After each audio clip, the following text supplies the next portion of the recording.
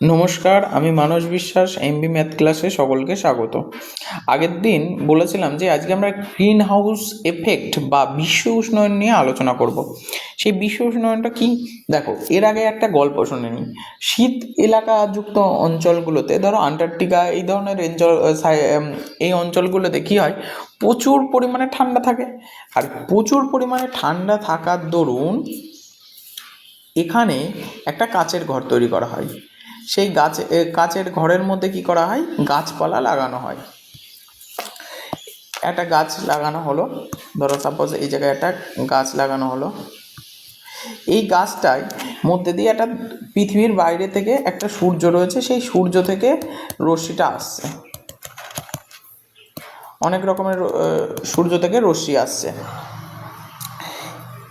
এর মধ্যে এই রশ্মিগুলো কাঁচের ঘরের মধ্যে এসে প্রবেশ করলো, দিয়ে এই এর মধ্যে ওখানে কাঁচের ঘর সৃষ্টি করা হয়, কাঁচের ঘর তৈরি করা হয়।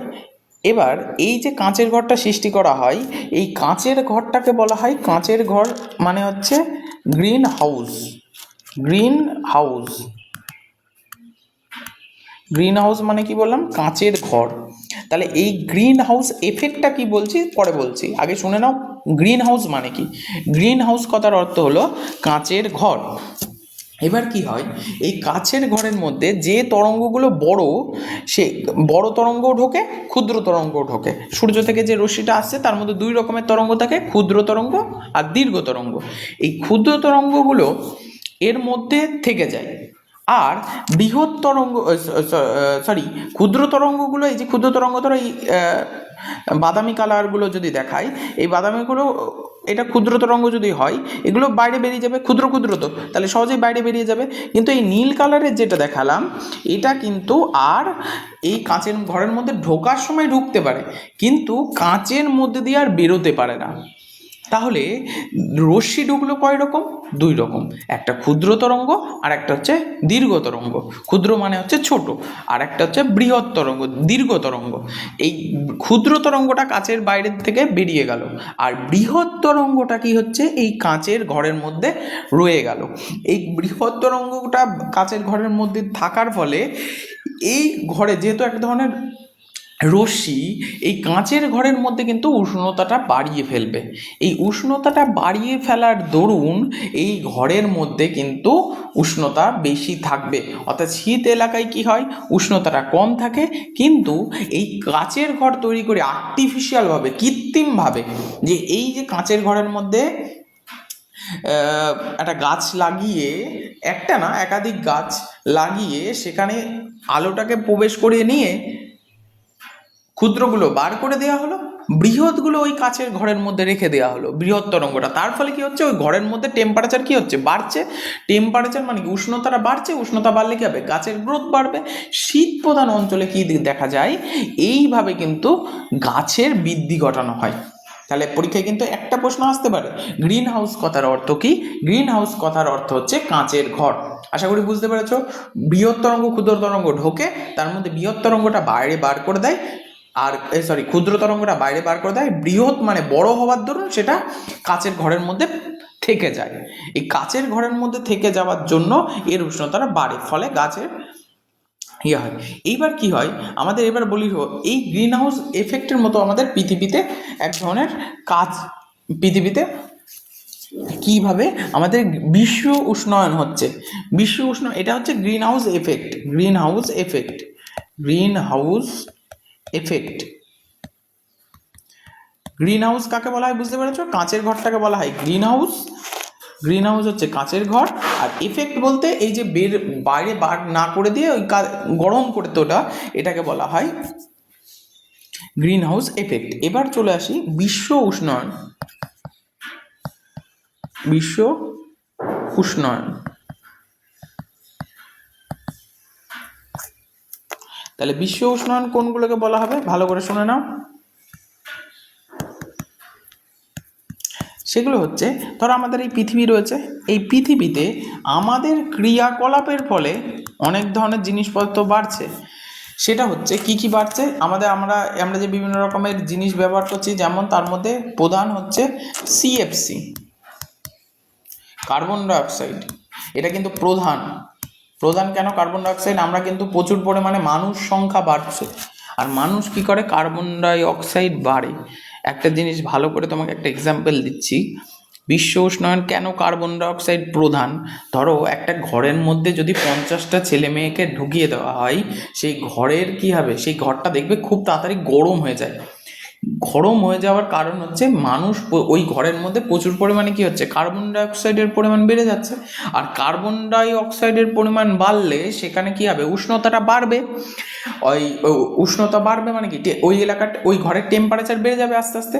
অর্থাৎ দেখবে বেশি লোক যদি একটা ঘরের মধ্যে ঢুকে যাও বা তোমরা পড়তে যাও, বিভিন্ন ঘরে যদি এক গাদা ছেলে মেয়ে হয়ে যায়, সেক্ষেত্রে দেখবে প্রচুর পরিমাণে টেম্পারেচার বেড়ে যায়। এই টেম্পারেচার বাড়ার কারণ কিন্তু carbon die oxide. Carbon dioxide আমরা ছাড়ি এই জন্য। আচ্ছা, সিএফসি, কার্বন ডাইঅক্সাইড, এছাড়াও জলীয় বাষ্প। পরীক্ষায় এটাও খুব আসে যে জলীয় বাষ্প কি গ্রিন হাউস গ্যাস? এইগুলো হচ্ছে green house gas. Green house gas কেন এটাকে গ্রিন হাউস গ্যাস বলে? বলছি। জলীয় বাষ্প, এই যে গ্যাসগুলোর কথা বললাম, সিএফসি, CO2, জলীয় বাষ্প, এই যে কথা বলছি, এইগুলো কিন্তু গ্রিন হাউস গ্যাস। এই গ্রিন হাউস গ্যাস হওয়ার দরুন এইগুলো পৃথিবীতে কি হচ্ছে? ক্রমশ এগুলো কিন্তু বাড়ছে। ক্রমশ বাড়ছে মানে হচ্ছে ক্রমশ কন্টিনিউ এটা যত সময় যাচ্ছে কি হচ্ছে? মানুষ বাড়ছে মানে কার্বন ডাইঅক্সাইড বাড়ছে। তাহলে কার্বন ডাইঅক্সাইড কেন বাড়ছে? কারণ মানুষ বাড়ছে। তাই পৃথিবীতে জনসংখ্যা যত সময় বাড়ছে তত লোক সংখ্যা বাড়ছে, অর্থাৎ সেই জন্য কার্বন ডাইঅক্সাইড বাড়ছে। সিএফসি কেন বাড়ছে? এসি ফ্রিজের ব্যবহার বাড়ছে। যত মানুষ বাড়বে তত এসি ফ্রিজের ব্যবহার বাড়বে, সেই জন্য সিএফসিও বাড়বে। গেল। জলীয় বাষ্প কেন বাড়ছে? কারণ আর একটা জিনিস NO2 হতে পারে। NO2 কারণ এটা তো মানুষ যত সময় যাচ্ছে তত কি হয়ে যাচ্ছে? তত কিন্তু গাড়ি ঘোড়ার সংখ্যা বাড়ছে, যার জন্য নাইট্রোজেন ডাইঅক্সাইড বাড়ছে। জলীয় বাষ্প কেন বাড়ছে? জলীয় বাষ্প জানো, মানুষের বিভিন্ন রকমের জলীয় বাষ্প, যত পৃথিবীর টেম্পারেচার বাড়বে, উষ্ণতা বাড়বে, তত কী হবে? বিভিন্ন জায়গার জল জলীয় বাষ্প হয়ে ওপরে উঠে যাবে। এইগুলো কিন্তু গ্রিন হাউস গ্যাস। পরীক্ষায় খুব বেশি আসে যে প্রধান গ্রিন হাউস গ্যাসের নাম কি? বলবে কার্বন ডাই অক্সাইড প্রধান গ্রিন হাউস গ্যাস, এবং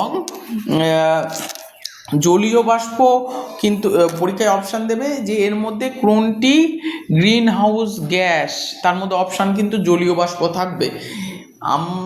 মানে কিছুদিন আগে প্রাইমারি টেট পরীক্ষাতেও দিয়েছিল যে একটি গ্রিন হাউস গ্যাসের নাম, সেখানে সিএফসি, CO2, NO2 কিচ্ছু ছিল না, শুধু অপশানে ছিল হচ্ছে জলীয় বাষ্প। তাহলে জলীয় বাষ্প কিন্তু গ্রিন হাউস গ্যাস। এবার শুনে নাও, বিশ্ব উষ্ণায়ন, পৃথিবীতে টেম্পারেচার কি করে বাড়ছে? পৃথিবীতে টেম্পারেচার বাড়ছে কিছুই না, যত পৃথিবীতে কি হয়ে যাচ্ছে আমাদের সংখ্যা, এই পৃথিবীতে কন্টিনিউ কি হচ্ছে? এই হচ্ছে পৃথিবী।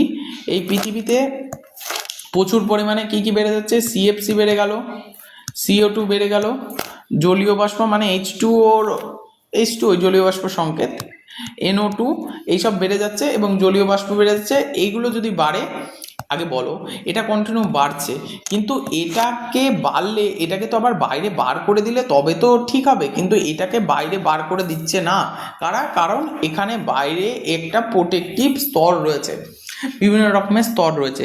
এই স্তর থাকার দরুন এগুলো পৃথিবীর বাইরে বেরিয়ে যেতে পারছে না, পুরো পৃথিবীর ওপরের দিকে ভেসে বেড়াচ্ছে, মানে প্রথম স্তরগুলো দ্বিতীয় স্তরগুলোতে ভেসে বেড়াচ্ছে, কিন্তু এগুলো পুরোপুরি কিন্তু নিশ্চিহ্ন হয়ে যাচ্ছে না।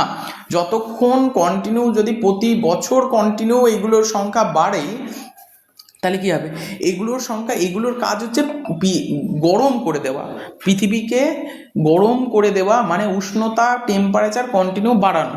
কারণ একটু আগে বললাম, কার্বন ডাইঅক্সাইড, এক ঘরে বেশি লোক থাকলে কার্বন ডাইঅক্সাইড বেড়ে যায়, যার ফলে ঘর গরম হয়ে যায়। একই রকমভাবে মানুষ সংখ্যা যদি বাড়ে, কার্বন ডাইঅক্সাইড কী হবে? বাড়বে। কার্বন ডাইঅক্সাইড যদি বাড়ে, তাহলে পৃথিবীতে কি দেখা যাবে? কার্বন ডাইঅক্সাইড বেড়ে গেল, তাহলে কী হবে? পৃথিবীর উষ্ণতাটা কী হবে? বাড়বে। আর পৃথিবীর উষ্ণতা যদি বাড়ে, অর্থাৎ কখন কমবে? যদি তুমি জানলা খুলে দাও, তবে ওই কার্বন ডাইঅক্সাইডটা বেরিয়ে যাবে, কিন্তু জানলা খুলছে না তো। জানলাটা হচ্ছে এই প্রোটেক্টিভ স্তর, এই যে চারপাশে যে স্তর রয়েছে, আমি ট্রপোস্ফিয়ার, স্ট্র্যাটোস্ফিয়ার, এগুলো একটা স্তর। এই স্তরগুলো এটা তো এটা বাইরে বার করে দিচ্ছে না। এগুলো যদি CFC CO2 এগুলোকে যদি বাইরে বার করে দিত তাহলে কি হয়ে যেত, পৃথিবীটা ঠান্ডা হয়ে যেত। কিন্তু এইগুলো উষ্ণতা বাড়াচ্ছে, কিন্তু এটাকে কিন্তু বাইরে বার করতে দিচ্ছে না। তাই জন্য এটা কিন্তু গ্রিন হাউস, এর ফলে পৃথিবীর উষ্ণতা প্রতি বছর কন্টিনিউ 1 ডিগ্রি 2 ডিগ্রি 3 ডিগ্রি করে বাড়ছে। তোমরা যখন ছোট ছিলে তখন কিন্তু এত টেম্পারেচার ছিল না, যত সময় বাড়ছে তত দেখা যাচ্ছে যে পৃথিবীর উষ্ণতা টেম্পারেচার প্রচুর পরিমাণে বাড়ছে। এই জন্য এসি ফ্রিজের ব্যবহার খুবই বাড়ছে, অস্বাভাবিক কিছু নয়। এইটা হচ্ছে বিশ্ব উষ্ণায়ন, অর্থাৎ পৃথিবীর উষ্ণতা প্রতি বছর 1 ডিগ্রি 2 ডিগ্রি করে উষ্ণতা বাড়ার এই যে প্রবাবিলিটি বা সম্ভাবনা, এটাকে বলা হয় বিশ্ব উষ্ণায়ন। আর গ্রিন হাউস, এই যে গ্রিন হাউস, এটা এই গ্যাসগুলোর নাম মনে রাখবে। এর মধ্যে প্রধান কি বললাম, কার্বন ডাইঅক্সাইড, যেটা মানুষের মাধ্যমে সবথেকে বেশি মানুষ কার্বন ডাইঅক্সাইড ছাড়ছে। এছাড়াও আমাদের বিভিন্ন ক্রিয়াকলাপ আছে, সেখান থেকেও কিন্তু carbon dioxide, nitrogen dioxide, CFC এগুলো বেরোচ্ছে যথারীতি। আচ্ছা গেল, এগুলো হচ্ছে কিন্তু গ্রিন হাউস গ্যাস।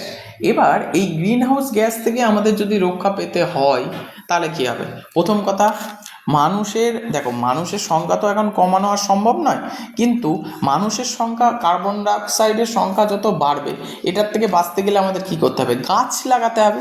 এবার বুঝে দেখো, গাছ লাগালে কি হবে? প্রচুর পরিমাণে যদি তুমি গাছ লাগাও, এই কার্বন ডাইঅক্সাইড যেটা ছিল, এই কার্বন ডাইঅক্সাইডকে শোষণ করে নেবে কে? ওই গাছগুলো কার্বন ডাইঅক্সাইড নিয়ে নেবে, খেয়ে নেবে গাছগুলো। তাহলে এই কার্বন ডাইঅক্সাইড যতক্ষণ নিয়ে নিচ্ছে গাছগুলো, তাহলে কার্বন ডাইঅক্সাইডের সংখ্যা কী হবে? ক্রমশ আস্তে আস্তে কমে যাবে। কার্বন ডাইঅক্সাইডের পরিমাণ, মানুষ তো আর মেরে ফেলে দেওয়া যাচ্ছে না, তাহলে কার্বন ডাইঅক্সাইডের পরিমাণ কমে যাচ্ছে। কে নিয়ে নিচ্ছে সেই কার্বন ডাইঅক্সাইডটা? গাছ। তাহলে একমাত্র উপায় গ্রিন হাউস বিশ্ব উষ্ণায়ন কমাতে গেলে, অর্থাৎ পৃথিবীর টেম্পারেচার কমাতে গেলে গাছ লাগাতে হবে, প্রথম কথা, 1 নম্বর। 2 নম্বর কি? 2 নম্বর হচ্ছে এই যে CFC, এটা কোথার থেকে আসে? CFC আসে হচ্ছে বিভিন্ন এসি ফ্রিজ। তাহলে এর ব্যবহার কন্টিনিউ আমাদের একটু দেখতে হবে, যাতে আমাদের অপ্রয়োজনীয় অবস্থায় যেন এই CFCর ব্যবহার না করি আমরা। CFCর ব্যবহার যেন কোনো মতে অপ্রয়োজনীয় অবস্থায় ব্যবহার না হয়। এটা হচ্ছে 2 নম্বর। 3 নম্বর কি আসি? 3 নম্বর হচ্ছে আমাদের NO2। এই যে NO2-র ব্যবহার কিভাবে কমাবো? NO2 মানে আমাদের গাড়ি চালানো। আমি আগেও বলেছি, গাড়িটা কী করতে হবে? কন্টিনিউ আমাদের ভেহিকেল মানে ইলেকট্রিক ভেহিকেলের দিকে আমরা কন্টিনিউ শিফট হচ্ছি আস্তে আস্তে। তো কন্টিনিউ এই গাড়ির ব্যবহার কন্টিনিউ কমাতে হবে। যে সকল গাড়ি দিয়ে ধোঁয়া বেরোয় সেই সকল গাড়ির ব্যবহার কমাতে হবে। এইভাবে আমরা কিন্তু, এবার জলীয় বাষ্পটা আমাদের হাতে নেই। জলীয় বাষ্প হচ্ছে পৃথিবীর উষ্ণতা একমাত্র। এবার দেখো, পৃথিবীর উষ্ণতা যদি কমে যায়, টেম্পারেচার যদি কমে যায়, তাহলে এই পুকুর, নালা, এইসবের জলীয় বাষ্প কন্টিনিউ কিন্তু বেরোবে না। কারণ পৃথিবীর উষ্ণতা কমে গেলে জলীয় বাষ্প বেশি পরিমাণ গরম হয়ে পৃথিবীর উপরে যাবে না। আর পৃথিবীর উপরে না গেলে, মানে পৃথিবীতে উপরে যদি জলীয় বাষ্প হয়ে না যায়, তাহলে কন্টিনিউ ব্যবহার কমালে কোনো ব্যাপারই না, কোনো অসুবিধাই হবে না। তাহলে জলীয় বাষ্পও কিন্তু ব্যবহার কন্টিনিউ কমে যাবে। যদি বাকি 3টের ব্যবহার কমানো যায়, তাহলে জলীয় বাষ্পের পরিমাণ কমে যাবে। পরীক্ষায় 2টো জিনিস আসে, যে নাইট্রোজেন N2O না N2 ও O2 এরা কি গ্রিন হাউস গ্যাস? উত্তর হবে না, এটা গ্রিন হাউস গ্যাস না, গ্রিন হাউস গ্যাস না।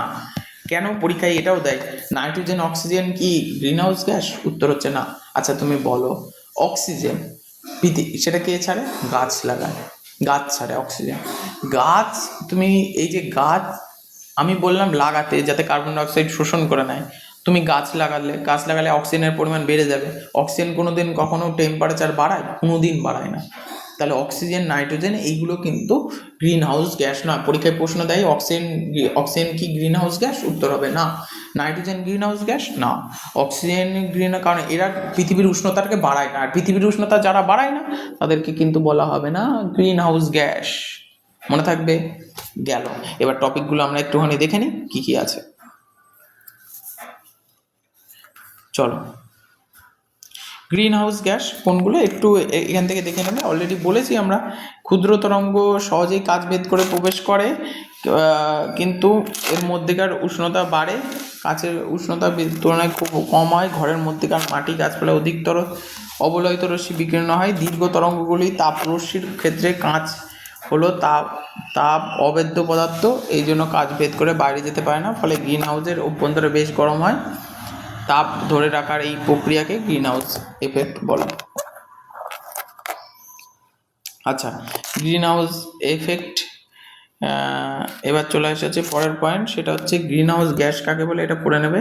যে গ্যাসগুলো পৃথিবীর তাপরশ্মি শোষণ করে পৃথিবীর উষ্ণতা বাড়ায়, কন্টিনিউ টেম্পারেচার বাড়াচ্ছে পৃথিবীতে, যারা টেম্পারেচার বাড়ায় তারা হচ্ছে গ্রিন হাউস গ্যাস। এই দেখো কার্বন ডাইঅক্সাইড কত পার্সেন্ট আছে, এই ছবিতে দেখো 55% কার্বন ডাইঅক্সাইড রয়েছে, অর্থাৎ কার্বন ডাইঅক্সাইড প্রধান। এইটা মানুষের দ্বারা সৃষ্টি হচ্ছে সব থেকে বেশি, সিএফসি 17%। মিথেন, হ্যাঁ এটা বলা হয়নি, মিথেনও কিন্তু গ্রিন হাউস গ্যাস।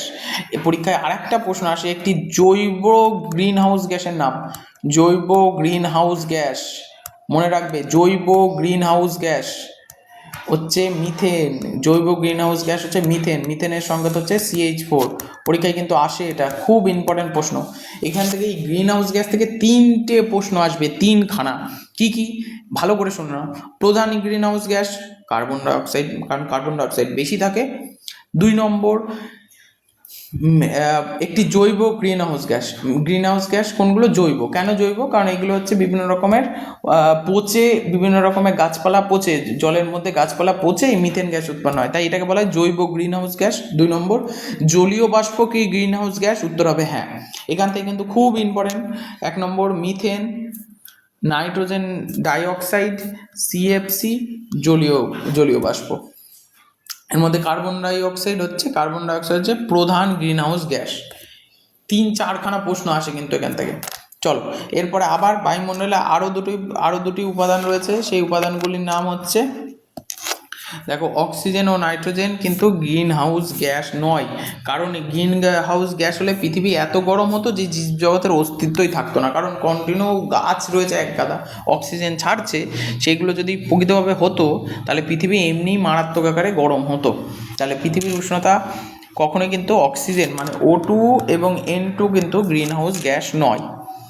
চলো পরবর্তী স্টেপ, গ্রিন হাউসের প্রভাবে আমাদের পৃথিবী কি হয়ে যাচ্ছে। দেখো গরম হলে পৃথিবী, গ্রিন হাউস মানে তো পৃথিবী গরম হচ্ছে, আর পৃথিবী গরম হলে কি হতে পারে, পৃথিবীর গড় উষ্ণতা কন্টিনিউ বাড়ার কারণে বরফ গলে সমুদ্রতল বৃদ্ধি পাবে।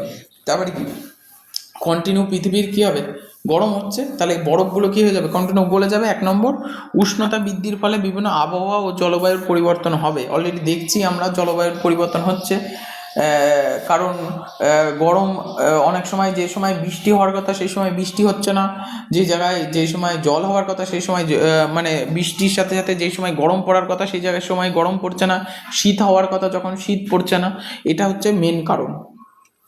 তাহলে আবহাওয়া আর জলবায়ুর পরিবর্তন হবে, মানে কন্টিনিউ যখন যেটা হওয়ার কথা তখন সেটা হচ্ছে না, বৃষ্টি হওয়ার কথা হয়তো বর্ষাকালে বৃষ্টি হওয়ার কথা বৃষ্টি হচ্ছে না, শীতকালে বৃষ্টি হওয়ার কথা নয় শীতকালে বৃষ্টি হচ্ছে, অর্থাৎ পরিবর্তন হবে। উষ্ণতা বাড়ার সঙ্গে সঙ্গে বিভিন্ন রোগ জীবাণুর সংখ্যা বাড়বে, কারণ দেখবে গরমে রোগ জীবাণুর সংখ্যা বাড়ে, এবার ঠান্ডায় রোগ জীবাণুর সংখ্যা কমে। তার একটা এক্সাম্পল দিই, দেখো একটা খাবার যদি তুমি রেখে দাও তাহলে সেই খাবারটা কিন্তু গরমকালে নষ্ট হয়ে যায়, পচে যায়। দেখবে মারা বলে যে এলিয়ে গেছে খাবার বা নষ্ট হয়ে গেছে খাবার, এর পিছনে কারণ হচ্ছে গরমকালে রোগ জীবাণুরা অ্যাক্টিভ থাকে, কিন্তু শীতকালে কিন্তু খাবার সহজে নষ্ট হয় না, কারণ শীতকালে রোগ জীবাণুরা অতটা সক্রিয় থাকে না, অ্যাক্টিভ থাকে না, সেই জন্য রোগ জীবাণু কিন্তু শীতকালে, অর্থাৎ ওই জন্যই তো ফ্রিজে রাখা হয় খাবার। কেন ফ্রিজে রাখা হয় বলো তো, মেন কারণ কিন্তু এটাই যে ঠান্ডার মধ্যে রোগ জীবাণুরা সক্রিয়, মানে জীবাণু যেসব আছে সেগুলো খাবারের রোগ জীবাণু থেকে শুরু করে ক্ষতিকারক জীবাণু যারা আছে তারা কিন্তু অতটা বাড়তে পারে না বা অ্যাক্টিভ থাকতে পারে না, সেই জন্য কিন্তু এটা ব্যবহার করা হয়। আচ্ছা, উষ্ণতা বৃদ্ধির কারণে মরু অঞ্চলে সম্প্রসারণ ঘটবে। মরু অঞ্চল বলতে হচ্ছে যেসব অঞ্চলে গরম আবহাওয়া সেই সব অঞ্চলের সংখ্যা বাড়তে থাকবে কন্টিনিউ। আর এগুলো বললে কোথাও অতিবৃষ্টি হবে, কোথাও অনাবৃষ্টি দেখা যাবে। অতিবৃষ্টি মানে যে এক জায়গায় বিরাট বৃষ্টি হচ্ছে আর এক জায়গায় কোনো জায়গায় বৃষ্টিই হচ্ছে না, তাহলে এটাও তো ক্ষতিকারক, তাহলে এগুলো হতে পারে। এটা কমানোর উপায় কি? 1 নম্বর প্রধান হচ্ছে গাছ লাগাও।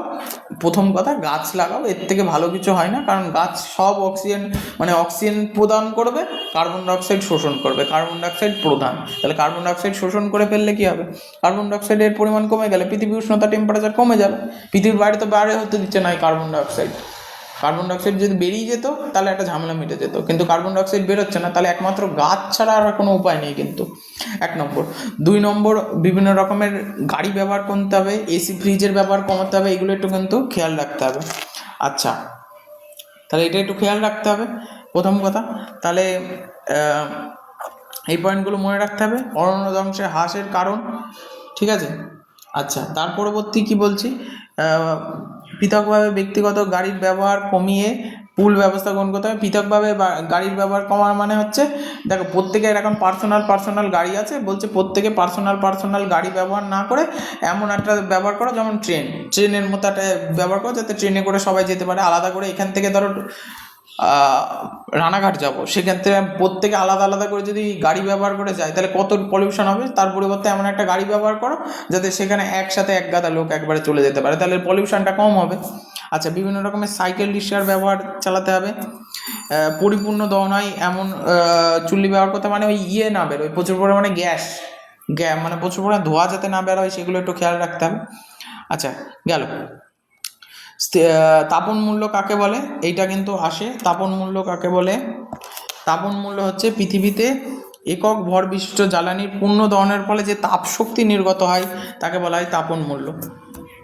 মানে যে একটা কোনো কিছু পুরোপুরি কোনো একটা 1 কেজি একটা কাঠ, তুমি ওটাকে পুরোপুরি পুড়িয়ে ফেলছো, যে পরিমাণ পুরোপুরি পুড়িয়ে ফেলতে, মানে ফুললি পুড়িয়ে ফেলতে, কাঠকে পুরোপুরি পুড়িয়ে ফেলার জন্য যে পরিমাণ তাপ শক্তির দরকার নির্গত হয়, সেক্ষেত্রে থেকে যে পরিমাণ তাপ শক্তি নির্গত হয় মানে বেরোয়, যে পরিমাণ তাপ বেরোয়, তাহলে কি করছে, 1 কেজির একটা কাঠ নিলে একক ভর মানে হচ্ছে 1 কেজি 1 গ্রাম, এই জন্য এটাকে বলা হয় একক ভর। অর্থাৎ 1 কেজি ভরের কোনো একটা কাঠ নিলে সেই কাঠটাকে কি করলে তুমি প্রচুর পরিমাণে দহন করলে, দহন মানে পোড়ানোর ফলে যে পরিমাণ তাপ শক্তি নির্গত হয়, মানে ওইটা পোড়ালে তো একটা গরম ব্যাপারটা আসবে, তুমি ওখানে যদি পোড়ানোর সময় দাঁড়িয়ে থাকো তাহলে প্রচুর পরিমাণে তাপ আসবে, অর্থাৎ যে পরিমাণ তাপ নির্গত হয় সেখান থেকে প্রচুর পরিমাণে তাপ বেরোবে, সেই তাপটাকে বলা হয় তাপন মূল্য। আচ্ছা, এর একক পরীক্ষায় আসে যে এর একক হচ্ছে কিলোজুল পার গ্রাম। তাপন মূল্যের একক হচ্ছে কিলোজুল পার গ্রাম, মনে থাকবে। কিছু তাপন মূল্য আছে, কোনগুলো পড়ালে বেশি পরিমাণে তাপ উৎপন্ন হয় ভালো করে দেখো। সব থেকে বেশি কোন জিনিসটা, সেটা হচ্ছে কয়লা পোড়ালে, না সরি কয়লা নয়, এগুলো 25 থেকে 30। ডিজেল পেট্রোলের দেখো তাপন মূল্য মানে কি, এটা পড়ালে এত তাপ তৈরি হয়। কেরোসিনের 48, এলপিজির 55, আমরা এলপিজি ব্যবহার করি, ওই যে রান্নার গ্যাস এলপিজি। প্রাকৃতিক গ্যাস 33 থেকে 50।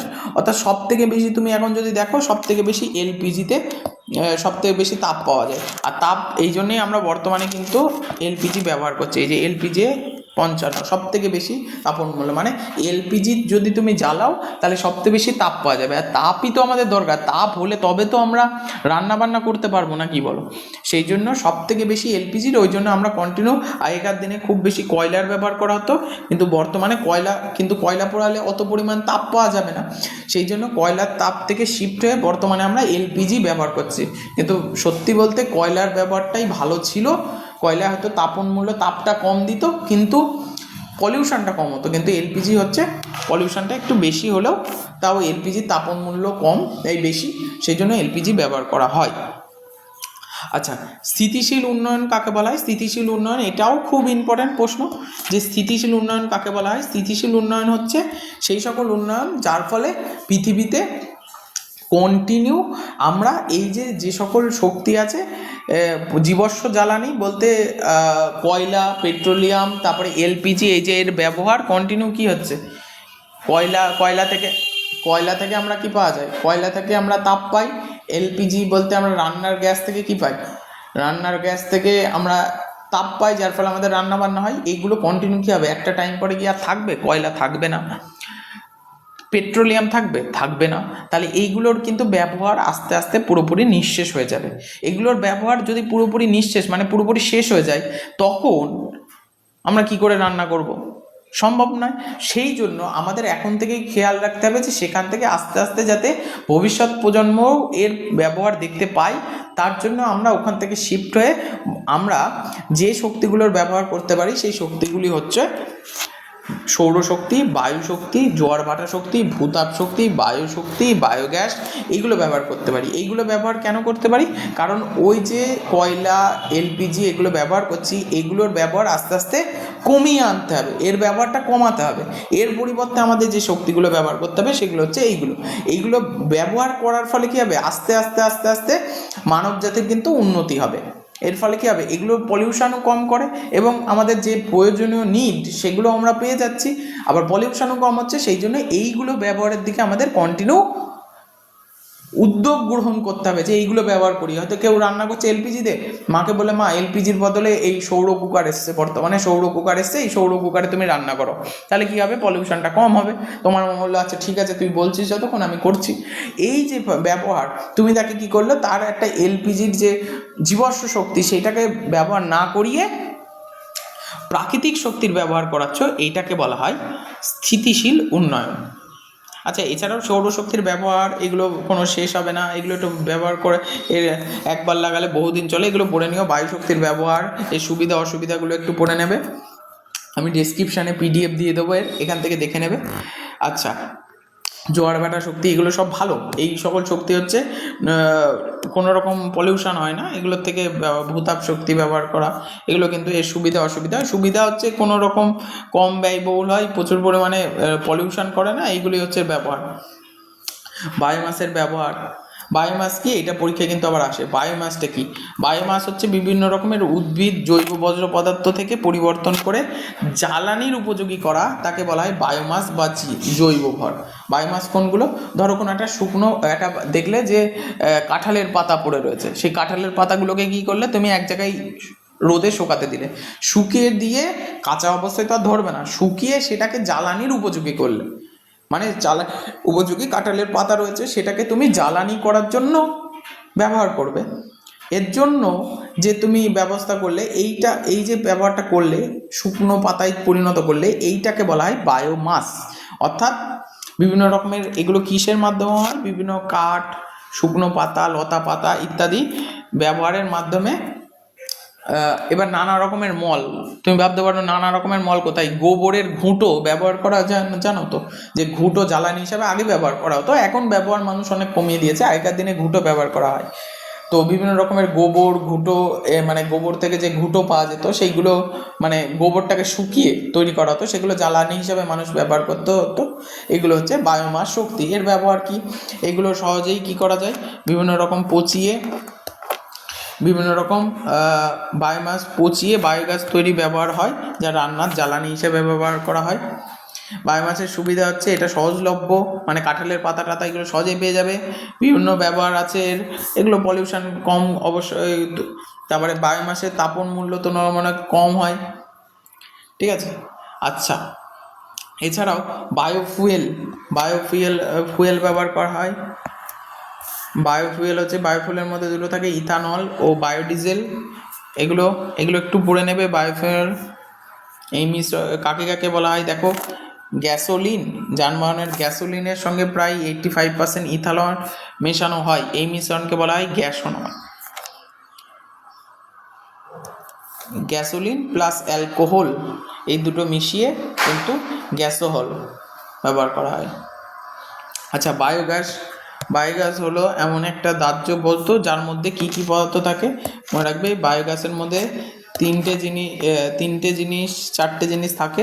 সেই বায়োগ্যাসের মধ্যে 1 নম্বর methane, carbon die oxide, hydrogen, এই 3টে জিনিস নিয়ে তৈরি হয় বায়োগ্যাস। তাহলে মিথেন কত পার্সেন্ট থাকে? 55%, carbon die oxide 35%, hydrogen 7.4%, nitrogen 2.6%। এইগুলো মিশে যে মিশ্রণটা তৈরি করা হয় তাকে বলা হয় বায়োগ্যাস, ঠিক আছে। দুটোর মধ্যে গুলিয়ে যায়। এক হচ্ছে এটা, কিন্তু এটাকে আরেকবার দেখিয়ে দিই, দেখো এটা কিন্তু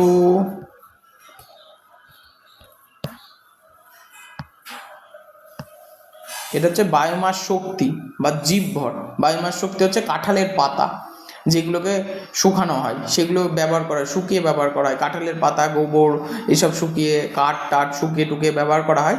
এগুলো হচ্ছে বায়োমাস শক্তি।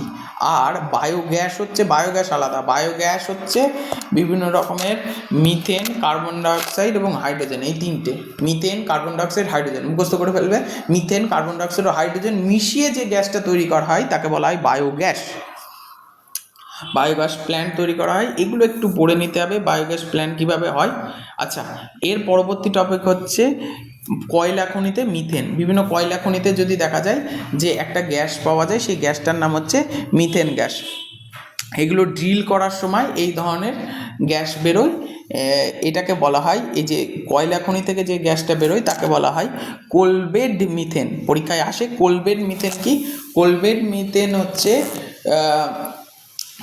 মিথেন একটি সহজ দাহ্য গ্যাস, যার মধ্যে প্রচুর পরিমাণে কয়লা খনিতে দেখা যায় প্রচুর পরিমাণে ভূপৃষ্ঠ থেকে ড্রিল করে স্টিল পাইপের মাধ্যমে কয়লা স্তূপের মধ্যে প্রবেশ করিয়ে মিথেন গ্যাসকে প্রাকৃতিক গ্যাসের মতো সংগ্রহ করা হয়।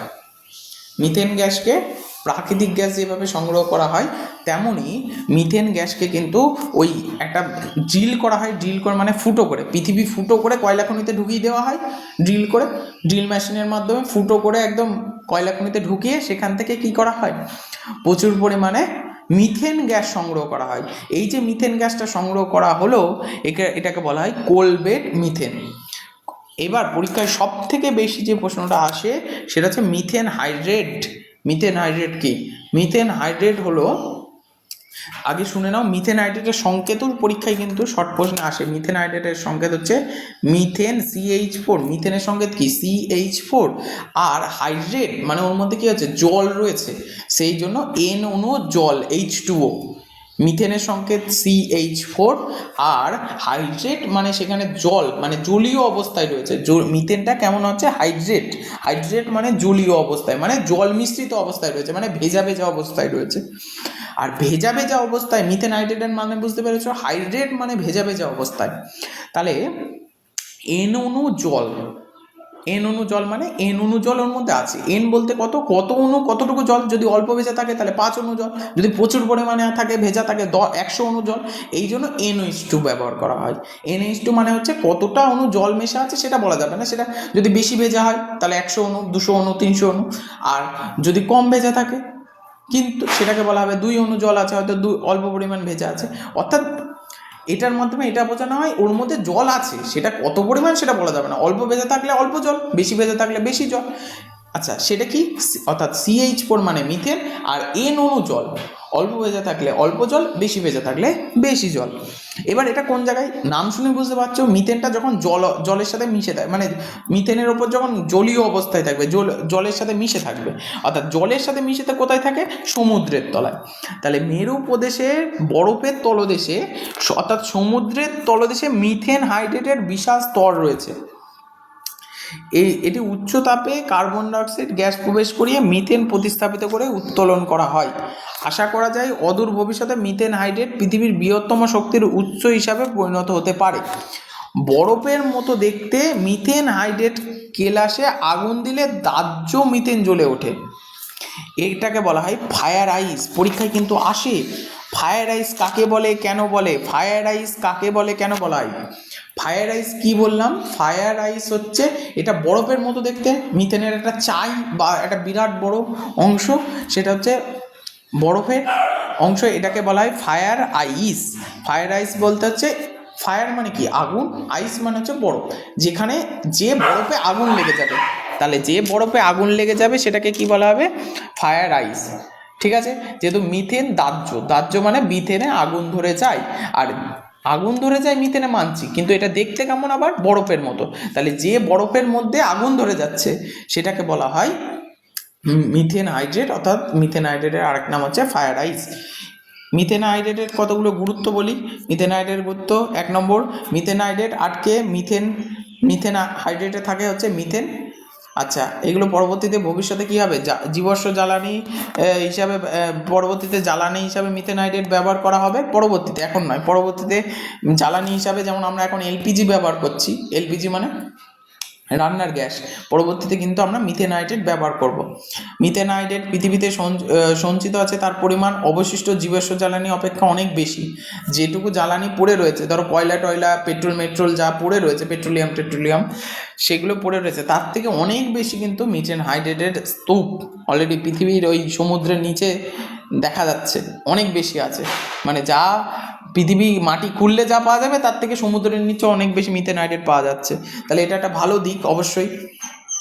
তাহলে এই দুটো পয়েন্ট কিন্তু পরীক্ষায় দিলে লিখবে। প্রথম কথা, এখান থেকে কী কী প্রশ্ন আসে? 1 নম্বর মিথেন হাইড্রেটের সংকেত লেখো। মিথেন হাইড্রেটের সংকেত CH4, মানে মিথেন, হাইড্রেট মানে জল আছে, অর্থাৎ N অণু H2O, মিটে গেল ঝামেলা। এই মিথেন হাইড্রেটকে কেন ফায়ার আইস বলা হয়? কারণ মিথেন হাইড্রেটের একটা বৃহত্তম শক্তির উৎস। এটি অনেকটা বরফের মতো দেখতে, এবং বরফের মতো দেখতে হওয়া সত্ত্বেও এতে কি আগুন দিলে আগুন ধরে যাবে, অর্থাৎ আগুন দিলে এটি দাহ্য, অর্থাৎ যেহেতু মিথেন রয়েছে, আর মিথেন হচ্ছে আগুন দিলে ধরে যায় জলে, সেই জন্য মিথেন জ্বলে ওঠে, এই জন্য এটাকে বরফের মতো দেখতে, বাট এটা আগুন ধরে। ফায়ার মানে আগুন, আইস মানে হচ্ছে বরফ, তাহলে বরফে আগুন ধরে যাবে।